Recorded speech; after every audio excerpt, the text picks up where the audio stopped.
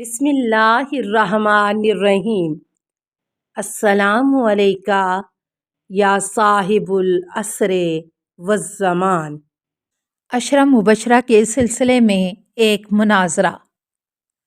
اہل سنت میں احمد اپنی کتاب مسند جلد 1 صفحہ 193 میں اپنی سند کے ساتھ عبد الرحمن بن عوف سے نقل کرتے ہیں کہ پیغمبر اکرم صلی اللہ علیہ وآلہ وسلم نے فرمایا: ابو بکر فی الجنۃ و عمر فی الجنۃ و علی فی الجنۃ الاخ۔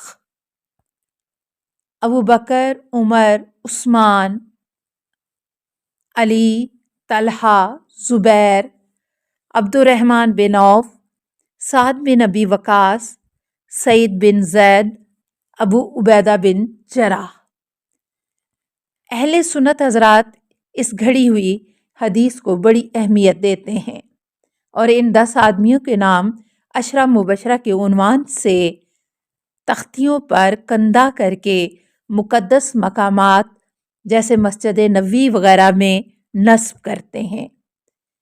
یہ اتنی مشہور بات ہے جس کے متعلق تقریباً سبھی کو علم ہے۔ اس سلسلے میں ذیل کے مناظرے کو ملاحظہ فرمائیں۔ ایک شیعہ عالم دین کہتے ہیں کہ ایک روز میں کسی کام سے مدینہ میں نہی عن المنکر کے ادارے میں گیا تو وہاں موجود اس کے سرپرست سے میری بات چیت ہونے لگی، جو آخر کار عشرہ مبشرہ تک جا پہنچی۔ میں نے پوچھا، میں تم سے ایک سوال کرنا چاہتا ہوں۔ سرپرست: پوچھو۔ میں: یہ کس طرح جائز ہے کہ ایک جنتی دوسرے جنتی سے جنگ کرے؟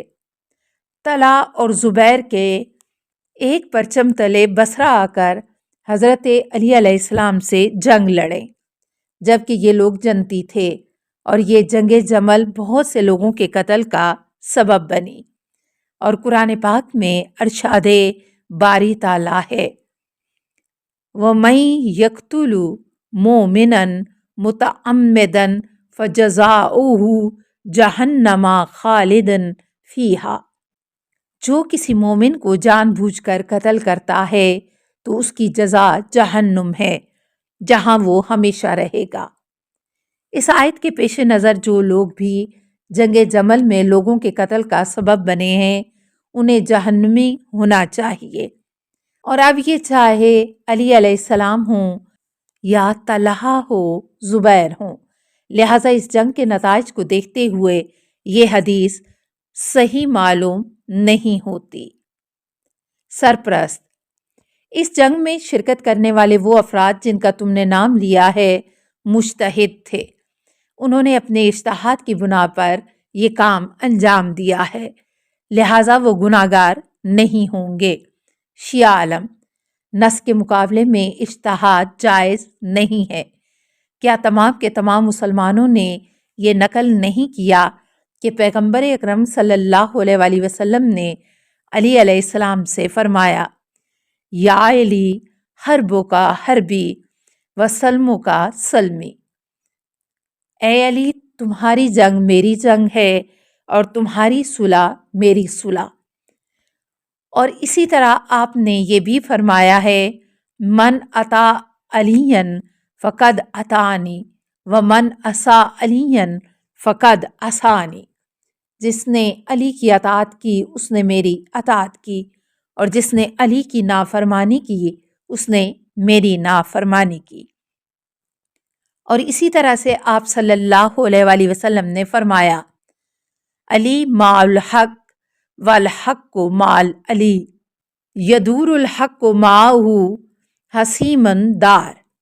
علی حق کے ساتھ ہیں اور حق علی کے ساتھ ہے، حق ان کے ساتھ ساتھ چلتا ہے وہ جیسے بھی چلیں۔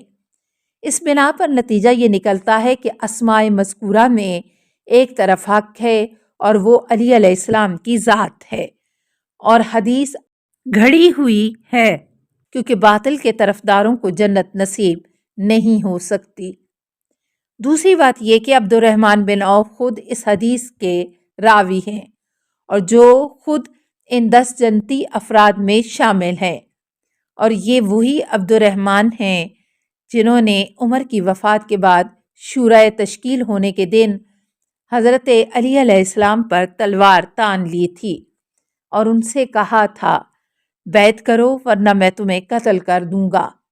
یہی وہ عبد الرحمن ہیں جنہوں نے عثمان کی مخالفت کی اور عثمان نے اسے منافق کہہ کر یاد کیا۔ کیا یہ تمام چیزیں مذکورہ روایت سے مطابقت رکھتی ہیں؟ اور کیا عبد الرحمن ان 10 افراد میں سے ہو سکتا ہے جنہیں جنت کی بشارت دی گئی ہو؟ کیا ابو بکر و عمر کو جنت کی بشارت دی گئی ہے جبکہ یہ دونوں جناب سیدہ فاطمہ سلام اللہ علیہا کی شہادت کا سبب بنے اور جناب فاطمہ الزہرا سلام اللہ علیہا ان سے آخری عمر تک ناراض رہی ہوں؟ کیا عمر نے حضرت علی کو ابو بکر کی بیعت کے لیے رسی باندھ کر کھینچتے ہوئے یہ نہیں کہا تھا کہ بیعت کرو نہیں تو قتل کر دیے جاؤ گے؟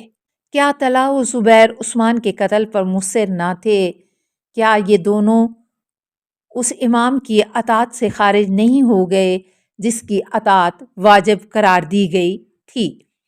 کیا ان دونوں نے جنگ جمل میں حضرت علی علیہ السلام کے مقابل تلوار نہیں چلائی؟ اس کے علاوہ ان 10 لوگوں میں صرف سعد بن وقاص نے اس حدیث کی تصدیق کی ہے، اور جب ان سے پوچھا جاتا کہ عثمان کو کس نے قتل کیا تو وہ جواب میں کہتے عثمان اس تلوار سے قتل کیے گئے جسے طلحہ نے تیز کیا اور علی نے زہر میں بجھایا تھا۔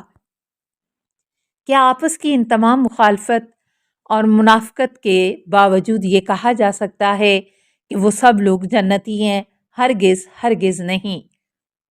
اور خود یہ حدیث سند کے لحاظ سے بھی مخدوش اور مردود ہے کیونکہ اس کی سند عبد الرحمن بن عوف اور سعد بن ابی وقاص سے ہے، کسی ایک پر تمام ہوئی، اور روایات میں عبد الرحمن کی سند کا سلسلہ متصل نہیں ہے، لہٰذا یہ اپنے اعتبار سے گر جاتی ہے۔ اور سعید بن زید کے بارے میں یہ روایت کہ امیر شام کے دور خلافت میں کوفہ میں نقل کی گئی ہے، اور امیر شام کے دور سے پہلے کبھی کسی نے یہ حدیث نہیں سنی تھی، جس کی بنا پر صاف معلوم ہوتا ہے کہ یہ امیر شام کا کارنامہ ہے۔ قبروں پر پیسے ڈالنا۔